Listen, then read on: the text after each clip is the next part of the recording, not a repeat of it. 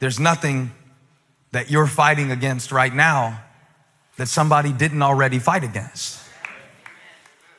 Now that ought to take away a lot of the shame for those of you who don't feel like you deserve to be in church.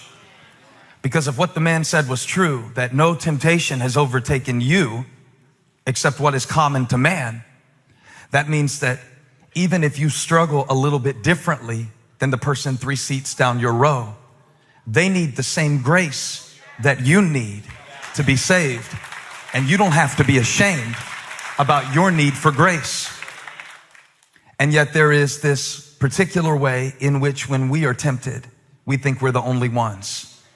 That I am the only one who is experiencing loneliness in this unique way.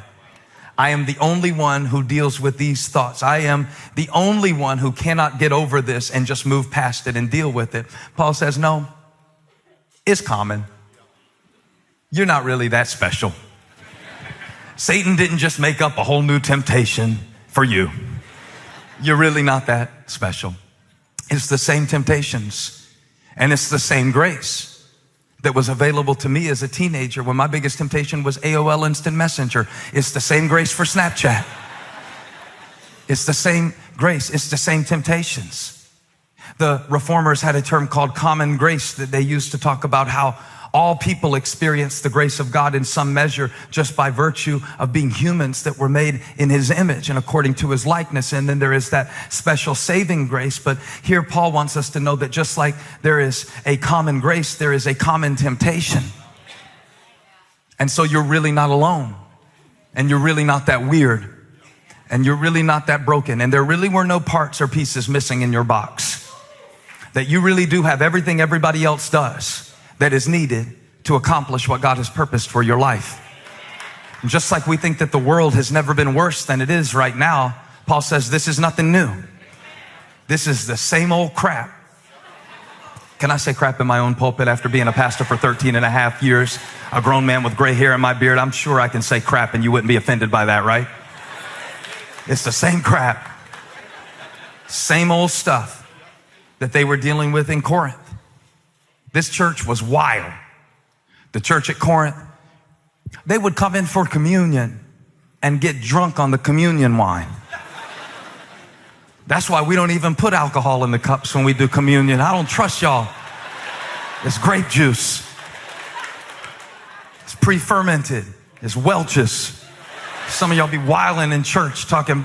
Anyway, it's the same temptations. It's not like the church people say, oh, well, we need to get back to the church of the New Testament. You mean the ones where Paul had to write them a letter and say you shouldn't sleep with your stepmother? Because that was the church. It's the same old stuff. It's the same temptations. Like there was some pristine, pure, holy time when people didn't struggle. It's a different manifestation, but it's the same temptation. It's the same stuff. It's the same stuff.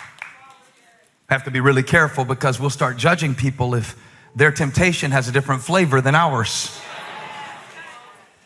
Well, I just don't see how they could. Well, maybe they don't see how you could. Paul wants us to know that this is nothing new. It is the same temptation.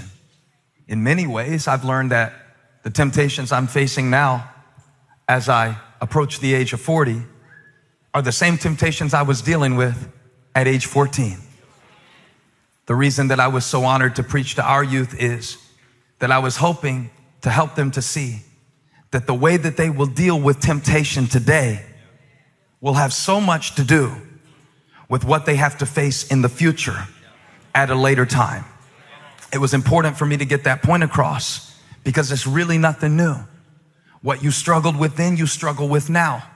It's many of the same temptations that cycle through our lives. And it's the same need for approval, the same need for validation, the same reach for something to fill our soul. It changes clothes, but it does not change nature. It's the same temptation at the root of it in our hearts. It is our quest to depend on anything but God, to reach for something physical and visible, to make for ourselves golden calves and graven images that we can trust in and say, these are your gods that brought you out of Egypt, as we grow weary waiting for the real God to deliver us in our situation. as patience becomes harder and harder for us, as we await the fullness of the presence and the promise of God in our own situations, we devise for ourselves escape routes, a way out. It's hard to be human. It's hard to deal with the fragmented heart that is common to each of us. And so early in life, we begin to manage the pressure to escape the pain. And we all find different ways. Some ways are innocent enough. Some ways are destructive, and most of the ways are somewhere in between. There's always a way of escape. Everybody in here, young and old, Baptist, Pentecostal, atheist, agnostic, we all have a way of escape. And I wonder, what is it that you're trying to escape? And I wonder, what is it that makes you feel trapped, like you can't get out?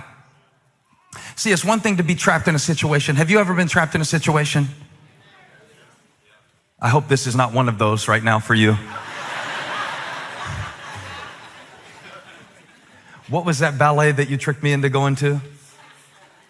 Huh? Oh, she took me to Sleeping Beauty, but she didn't tell me that there wouldn't be any speaking parts. I was 10 minutes into that ballet with Holly and Abby, and I was praying. First I was praying for the rapture. And then I was looking at the fire alarm, thinking maybe I could pull that. And then I was praying, God, if you have to kill me, if you have to give me a brain hemorrhage to get me out of this, just come on, have you ever been trapped? It's one thing to be trapped in a situation. It's another thing to feel trapped inside yourself. To feel like there's habits in my heart, ways that I lean and I prop up on things that can't support the weight of my worry, but I find myself doing it over and over again. And so you devise a way of escape. You find a way to not have to feel what you feel. You find a way out. The context of 1 Corinthians 10 gives some real insight to the meaning of verse 13. Because in order for Paul to show the Corinthian church, hey, this is nothing new what you're facing, and God is greater than your situation, and he's greater than your sin, and he's greater than your shame, and he's greater than the thing that has a hold of you that won't let you go. God is greater than that. He takes them all the way back to Egypt. The Exodus story was critical to the heritage and the history of the people of God. It was in Egypt that they escaped from the famine. When the famine hit Canaan, God had Joseph positioned in Egypt. How many know God always has someone in a position to meet the needs of his people? I need y'all to shout, with an election year coming up, God's going to take care of us. God is going to take care of us. And that's true in every area and season of your life. So when they started starving in Canaan, Joseph said, get dad and bring him to Egypt. God has given me favor in the midst of this famine. So they escaped Canaan, where there was a famine, and Jacob, with his 130-year-old self, had to relocate, not to South Florida, but to Egypt, a foreign place where he did not know the Pharaoh, but the Pharaoh knew Joseph. And since the Pharaoh knew Joseph, Jacob and all of the patriarchs and all of their wives and all of their children, not only did they get to move into Egypt, but they got to go to Goshen. Goshen was the place with the Kentucky fried quail. Goshen was the place where you can eat off the fat of the land. Goshen was the place of provision for a little while. And for years and years, while others were starving, the house of Jacob was eating good in Egypt. Until one day the Bible says that a Pharaoh or a ruler arose in Egypt that knew not Joseph. When Joseph died and Pharaoh's changed, all of a sudden, the place where they had escaped to became the place where they were enslaved in. Sometimes the place you go to escape will become the place where you are enslaved. Can I break this down? It may be that you are escaping for survival. You escape to a relationship that is really not good for you. And you know that the relationship is not good for you, but you are so lonely. rather than live by yourself because you feel like you're dying inside, you would rather join up with someone who is bringing you down. And even though you know that they're bringing you down, or they are abusive, or they are not walking in the same direction as you, you would rather walk in the wrong direction than walk alone in the right direction. And credit to you for being a survivor, because some of the things that you did in your life, you went to Egypt to survive. You went to Egypt not because it was a sin, it was just a matter of survival. Some of the things that we learned to medicate with, some of the habits that later in life become masters over us, they did not start as masters. They started as medication. And so we took a pill at first just to deal with it so we could deal with everyday life, but then it was 2, and then it was 3, and then it was a bunch. And now all of a sudden I find myself enslaved by something that I escaped to. This is not just true of pills, this can be true of sex. You can look for a connection in sex and substitute it for love. It's not that you wanted to be dirty. It's not that you wanted to be promiscuous. It's not that you don't respect yourself. It's just that you wanted to feel something. And the feeling of loneliness can be so great that you would rather feel a dirty connection than a clean sense of confinement that comes from being quarantined in your own mind. But the danger of escape is that Egypt can feed you quail one day and whip you with chains the next day. And the place that you escape to becomes the place that you are enslaved in. Thank you for helping me, Lord. I told the Lord I wanted to preach this message with energy like it was my first time preaching it. And I feel his help today. A chain-breaking kind of anointing that can get deep down in your heart and help you to see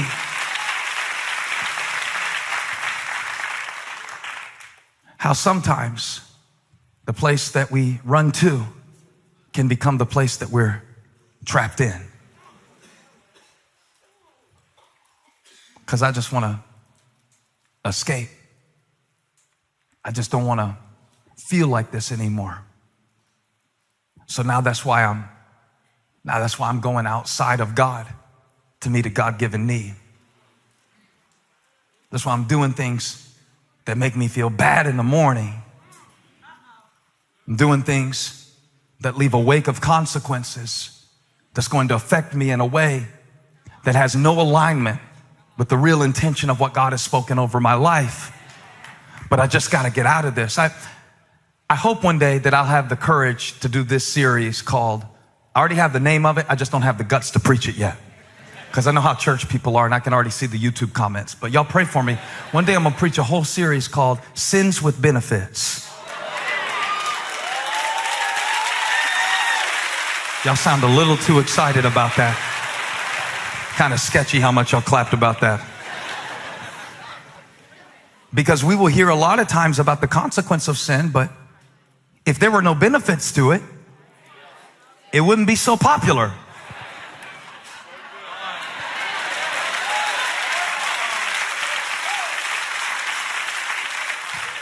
There is a need that Egypt meets. There is a need that is met. You know, there is a longing that is fulfilled. When I go outside of God to meet a God-given need, it works. See, that's the problem. It works. It gets you out for a little while. It works until it doesn't. It works until it gets old. It works until it fries the neural pathways and now it doesn't work anymore. And now I'm doing it, but it doesn't even work anymore. And now I'm chasing something that doesn't deliver and I want a way out. So Paul says, now you got to back all the way up to Egypt. And look at verse 1. This is in the Bible, y'all. He said, I want you to know, brothers, that our fathers were all under the cloud. It's the same stuff. It's the same stuff. They were all under the cloud and all passed through the sea. Remember the Red Sea that God brought his people through? Come on. Has God ever brought you out of anything? I don't mean you had a headache and it went away. That was ibuprofen. But I mean something that was deep. It was a pit. It was a depression. It was a darkness. It was a mistake. It was a mess you made, but God brought you out. Shout for 15 seconds.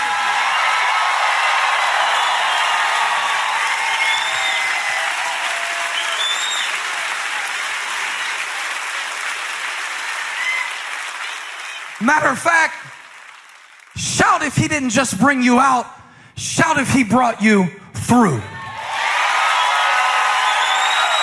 Oh God, that's good to me. He didn't just bring me out of it. He brought me through it. And since I went through it, I got something from it. I'm stronger, wiser, better, taller.